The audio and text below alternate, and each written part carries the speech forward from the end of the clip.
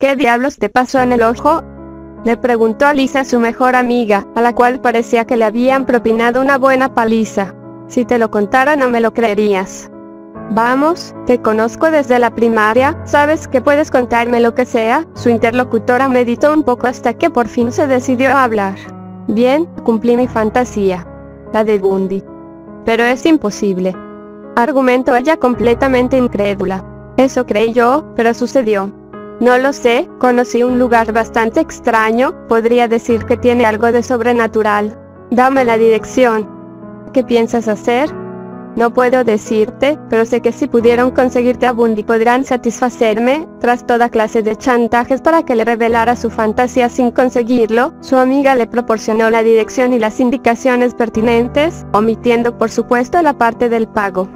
Una hora después Alicia ya estaba de camino al lugar. Tenía algo muy claro en mente, o mejor dicho a alguien, su padre. Sus progenitores se habían divorciado cuando ella tenía 11 años, no entendía por qué, ellos parecían amarse demasiado y nunca los vio discutiendo. Se quedó al cuidado de su madre que se negó a darle explicaciones, lo único que llegó a decirle fue la gastada frase: no era quien yo pensaba. Alicia asumió que se había tratado de adulterio y dejó de hacer preguntas. Descubrió la verdad 4 años después, debido a su perversa amiga que le envió un video muy interesante. En él aparecía una mujer extremadamente delgada, siendo penetrada brutalmente por un hombre con un miembro tan gigantesco que se le marcaba a la chica en el vientre. Parecía que en cualquier momento la piel se le destrozaría y aquel pene saldría ensangrentado como en aquella escena de Alien.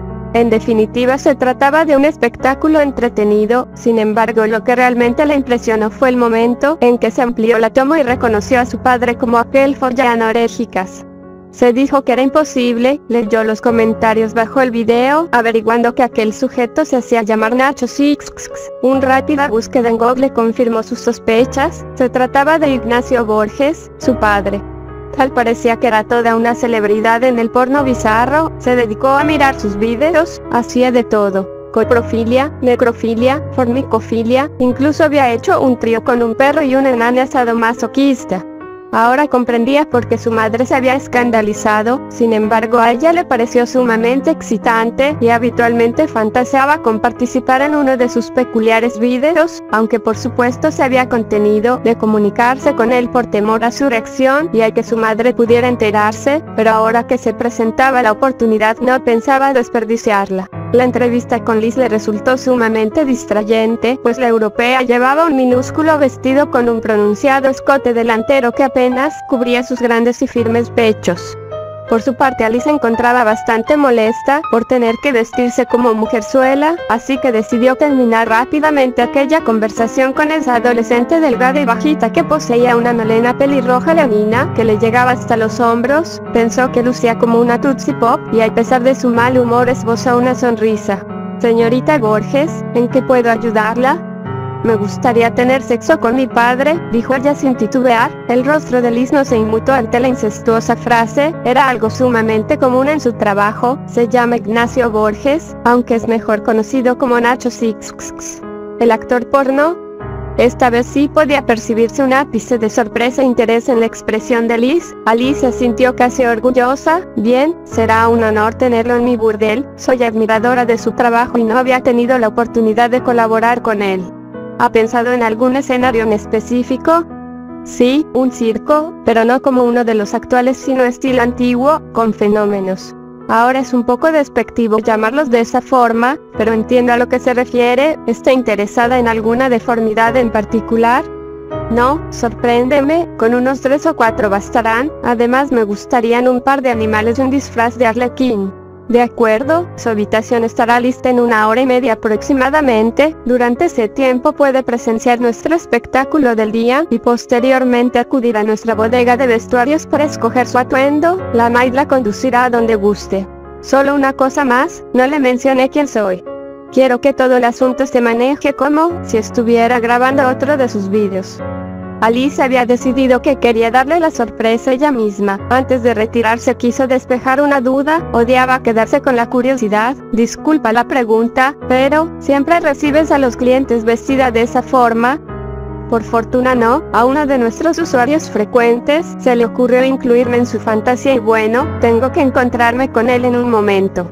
Liz condujo a la chica a la salida de su oficina y le presentó a la pequeña Maite. La joven de la enmarañada cabellera llegó cuando el espectáculo ya había comenzado, así que no pudo sentarse hasta el frente como le hubiera gustado. No obstante, el lugar no era demasiado grande, así que tenía buena visibilidad. Además, reconoció de inmediato la canción que estaba sonando. Se trataba de un extraño remix de Sisters of the Light de Alexandria con música oriental. En el escenario se encontraban un par de gemelas de piel morena con tintes dorados, llevaban atuendos de belly dance góticos, y portaban vistosas joyas sobre la cabeza, los antebrazos y los tobillos. A Alice le parecieron como princesas hindúes de inigualable belleza y delicada figura. Cuando por fin pudo desviar la mirada de aquellas hipnóticas mujeres de minúscula cintura, pudo ver que sobre ellas había un hombre corpulento boca abajo sostenido únicamente por 4 ganchos que se habían clavado en los extremos de su espalda y que a sus costados pendían un par de largos trozos de tela violáceos.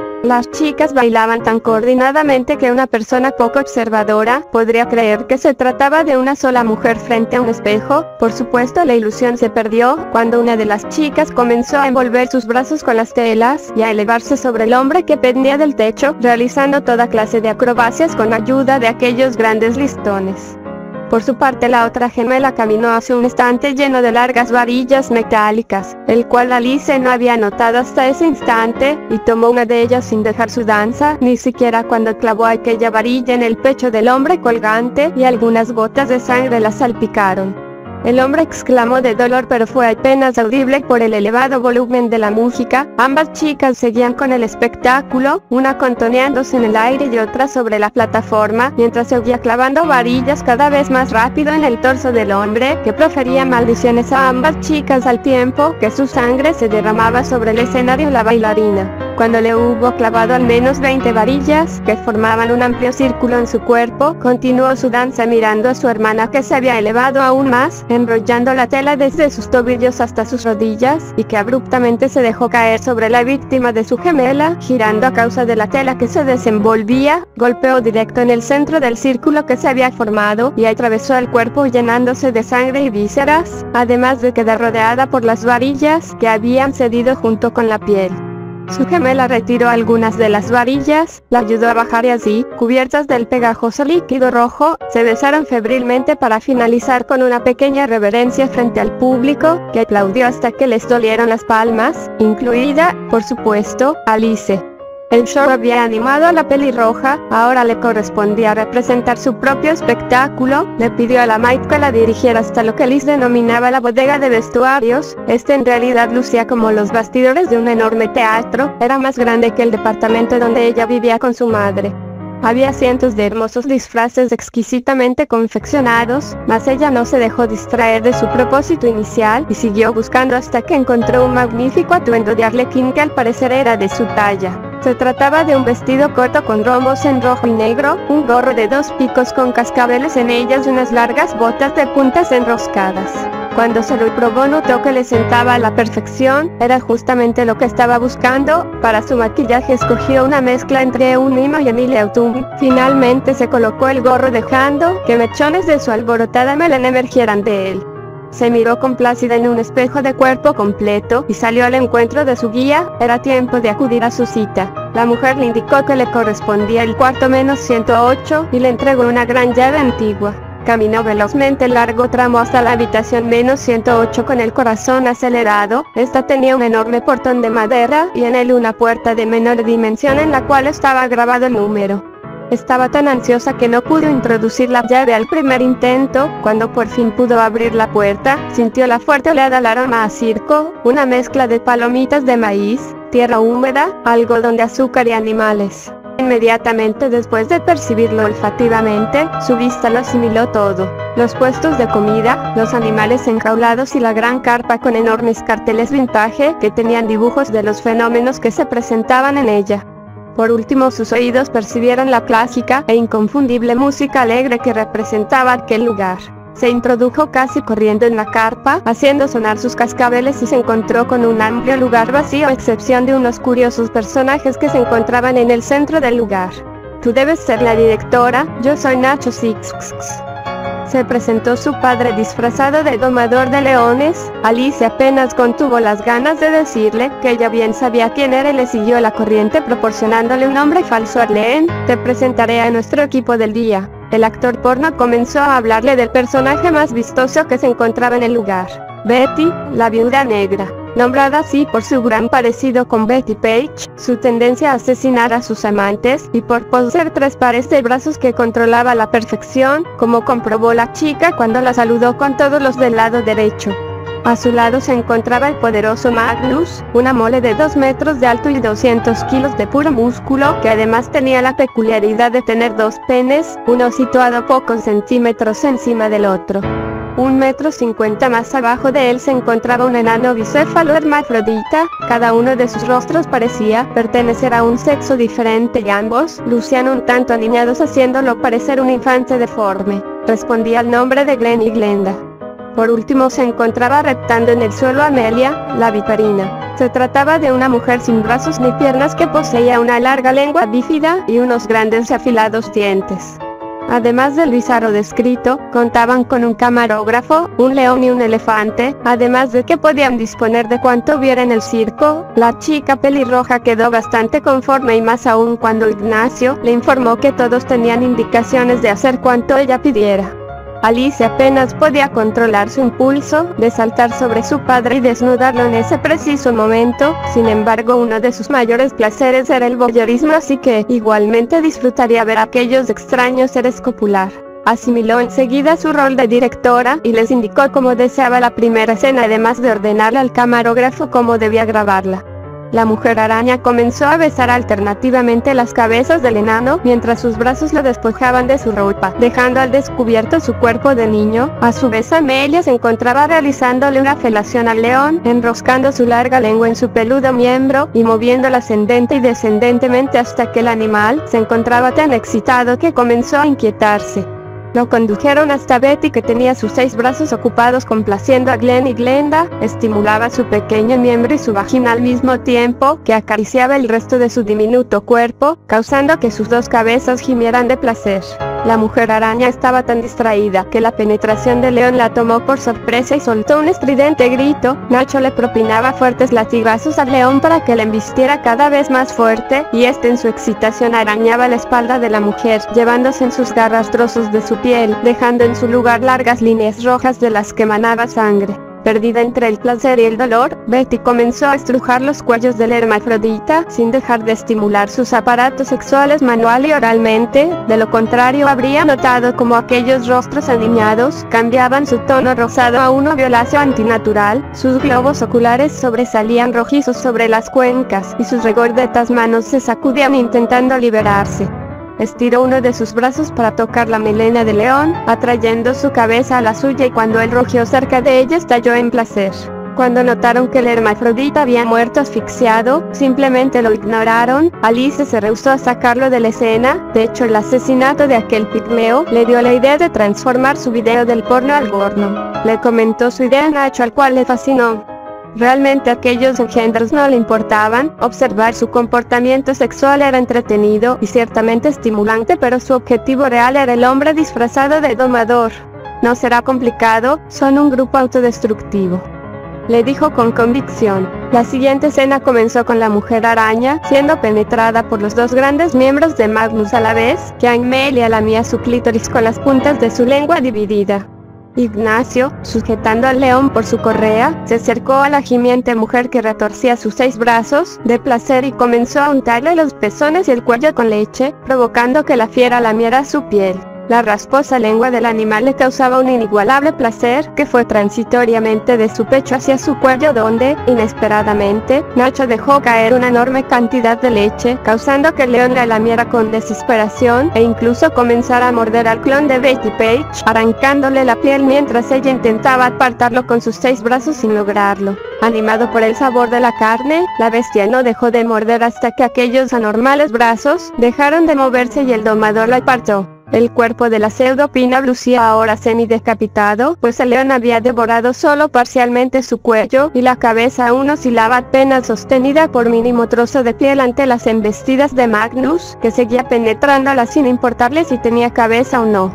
Asimismo, Amelia continuaba recorriendo aquel cuerpo inerte con su larga lengua, incluso con más entusiasmo ahora que se encontraba ensangrentado. Inconforme con la miserable cantidad de rojizo fluido que podía lamer, empezó a mordisquear las musculosas piernas de Magnus, sorbiendo la sangre que emanaba de las heridas como una sanguijuela. Cuando los reflejos tardíos de Magnus lo alertaron de lo que estaba sucediendo, enfureció, arrojó el cuerpo de la mujer araña como si se tratara de una muñeca de trapo y cayó con fuerza al suelo torciéndose de forma inhumana. Irónicamente lucía como una araña a la cual le habían aplastado la cabeza. El musculoso hombre miró al ser sin extremidades aún adherido a una de sus piernas, lo tomó de la cabeza con una de sus gigantescas manos y lo llevó debajo del elefante. Bastó con que lo masturbara un poco con su mano libre para que reaccionara. Sujetó a la sanguijuela humana de los costados y la empaló en el gigantesco y áspero miembro del paquidermo, causando que la amorfa mujer emitiera escalofriantes gritos de dolor.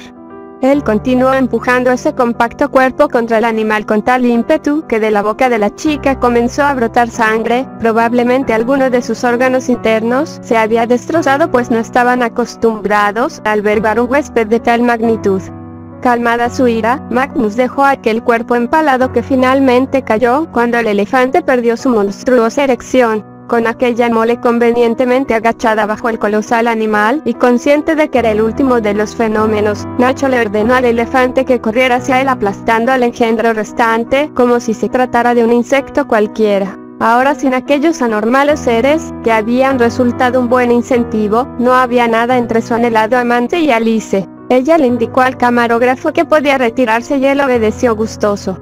«Quiero que grabemos una sesión privada», le dijo la pelirroja a Nacho, el cual estaba ansioso por sacar el monstruo de 35 centímetros que tenía bajo los pantalones. Alice se aseguró de que la cámara encuadrara lo que ella deseaba, pulsó el inconfundible botón rojo y se acercó a Nacho con el corazón acelerado, se paró sobre las puntas de sus pies para poder alcanzarlo y besó sus labios con ternura que se transformó rápidamente en pasión. Nacho tomó una de sus pequeñas manos y la dirigió hasta su abultada entrepierna. A la joven le pareció increíblemente grande, así que decidió mirarlo con sus propios ojos, lo despojó torpemente de su ropa, y así tuvo frente a su rostro el famoso pene de Nacho Six, quizá aún más famoso que él mismo. Comprobó que lo que había visto en los videos era cierto, aquello era gigantesco. Lo tomó con ambas manos y comenzó a lamerlo casi con devoción, hasta que recuperó la compostura y trepó al elefante con la agilidad de una gimnasta, haciéndole señas a su padre para que la siguiera.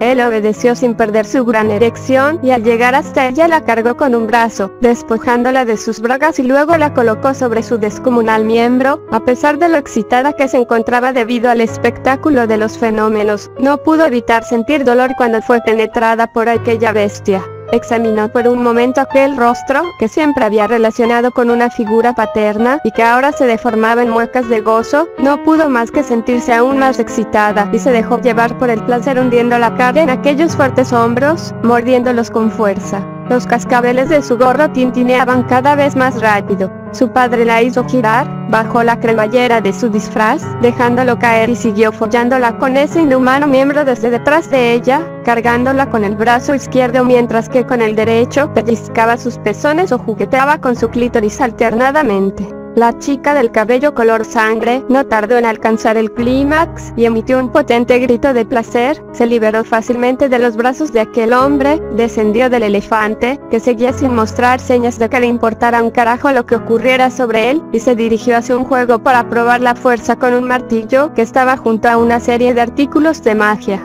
El ansioso pornstar la siguió sin titubear. Alice tomó unas esposas de entre el equipo de magia y le ordenó a Nacho que se sentara en la parte del juego que golpea el martillo. Les posó los brazos detrás de la espalda y se aseguró de que la cámara lo enfocara correctamente. Se acercó seductoramente a su progenitor y recorrió lentamente su miembro con su lengua. Debido al maquillaje y el gorro que aún conservaba, Ignacia no pudo evitar recordar a una sensual villana de DC Comics. Hasta que por supuesto ella se detuvo cuando él estaba por estallar. Empezó a quitarse el maquillaje con las manos y notó que se trataba de su única hija, aquella que había preferido abandonar en lugar de retirarse de la pornografía. ¿No eres demasiado joven para hacer porno?, fue lo primero que se le ocurrió preguntar de entre la maraña de dudas que llegaron a su mente. Alice lo miró al principio confundida por su pregunta y luego emitió una sonora carcajada. ¿Es eso lo único que te importa? ¿Que soy demasiado joven? Alice se volvió a reír desquiciadamente, tomó el enorme martillo que se encontraba al lado del juego, y golpeó con fuerza el pene aún erecto de su padre, ocasionando su uretra expulsara un chorro de sangre, y que Ignacio Borges gritara como jamás en su vida. Luego de abandonarme tantos años y de follarme, ¿es todo lo que te preocupa? La chica dejó de sonreír y no le permitió contestar, pues reunió toda la fuerza que tenía en su pequeño cuerpo y golpeó la cabeza de su padre con el pesado martillo, primero del lado izquierdo y luego del derecho, destrozándole la mandíbula y rompiéndole numerosos dientes. Dejó caer el martillo e hizo una reverencia ante la cámara, como había visto hacer a las gemelas un par de horas antes. Volvió a ponerse su hermoso disfraz de arlequín y salió de aquel lugar dando pequeños saltos de felicidad. Había quedado definitivamente complacida. Fuera le esperaba la maid que le informó que era tiempo de saldar su deuda, la condujo hasta una habitación sin número y la dejó sola. La chica se introdujo en aquel cuarto pobremente iluminado y siguió una pequeña luz parpadeante que identificó como la luz de una cámara que se encuentra grabando. Fue sorprendida por unos grandes brazos que la desnudaron y la llevaron hasta una enorme diana en la que sujetaron sus extremidades con brazaletes metálicos, la hicieron girar hasta que estuvo de cabeza. La confusión y el asco se apoderaron de ella cuando apareció frente a ella el enano bicéfalo que creyó muerto. Se encontraba desnudo y comenzó a recorrer su rostro con su pequeño y flácido pene, mientras ella movía su cabeza intentando esquivarlo sin lograrlo del todo. Apareció arrastrándose la viperina que le lamió un ojo con lascivia. Alice soltó un grito de repulsión. Aquellas criaturas eran entretenidas para observarlas, pero tenerlas cerca era simplemente horrible. Sacudió sus brazos y piernas intentando liberarse, pero lo único que logró fue mover ligeramente la diana. De pronto notó cómo volvían a girarla y creyó ilusamente que la liberarían. Sin embargo, al mirar hacia el frente vio que su tortura apenas comenzaba. La mujer araña se encontraba portando 6 dagas, una en cada mano. Alice suplicó por su vida. «Yo no les hice nada, fueron ustedes mismos», dijo una y otra vez sin que nadie le respondiera. La primera daga rasgó uno de sus muslos, dejando expuesto músculo y tejido adiposo. Ella se retorció de dolor provocando que la diana girara. La segunda daga se clavó entre sus costillas perforando uno de sus pulmones. La chica no dejaba de llorar y gritar que la soltaran, pero contrario a eso, Betty lanzó la siguiente daga que se clavó en su pezón izquierdo, provocando un nuevo aullido de dolor. La cuarta daga fue a dar directamente a su ojo derecho del que manó abundante sangre. La quinta acertó en su pequeño clítoris. La voz de la joven se había tornado ronca de tanto gritar, así que la mujer de 6 brazos se decidió a terminar con su sufrimiento. La última daga perforó su yugular y la sangre bajó como una cascada bañando su delicado cuerpo. Mientras la vida abandonaba el cuerpo de la chica, ella solo podía pensar que aún con el insoportable dolor, aquello había valido la pena. De entre una aniñada cama de cortinas de seda colgantes, surgió un horrible grito de terror. Se trataba de Alice, que se había despertado de lo que creía que era el sueño más fantástico y macabro que jamás tendría. Corrió entusiasmada a buscar su diario, para escribirlo antes de comenzar a olvidar los detalles. Al llegar a su librero vio entre sus libros un DVD que nunca había visto. Era una caja negra sin portada. La abrió con curiosidad y encontró una pequeña tarjeta que decía: «El burdel de las parafilias». Sorprendida miró bajo su camisón buscando alguna herida, encontrando únicamente una pequeña cicatriz entre sus costillas. Caminó hasta su closet, guiada por un extraño impulso, y encontró en él aquel hermoso disfraz de arlequín. Sonrió ampliamente. Aquella tarde volvería a usarlo y se masturbaría viendo el video una y otra vez. ¡